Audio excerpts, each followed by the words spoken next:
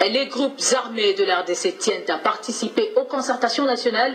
Ils estiment leur présence indispensable. Reçus hier mardi par le Présidium, leurs représentants ont affirmé qu'ils ont de l'influence pour persuader les groupes résiduels afin que la paix revienne dans de la République démocratique du Congo. Suivez.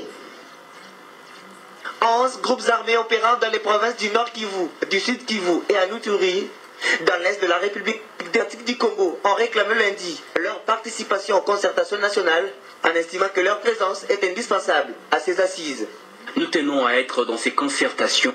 Ces concertations se terminent sans que nous y soyons. Le Présidium va ramener le compteur à zéro.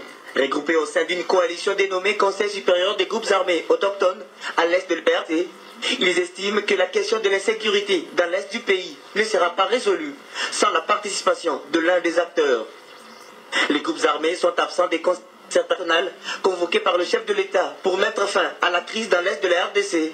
Pourtant, un groupe thématique est consacré à la question du désarmement et de la démobilisation des groupes.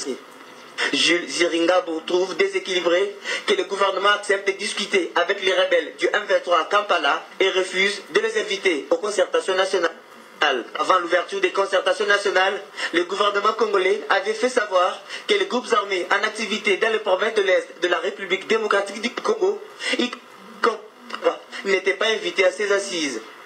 Cette question de la présence des groupes armés continue d'interférer sur le déroulement des travaux dans les groupes thématiques, désarmement, réinsertion sociale ou rapatriement aux concertations nationales.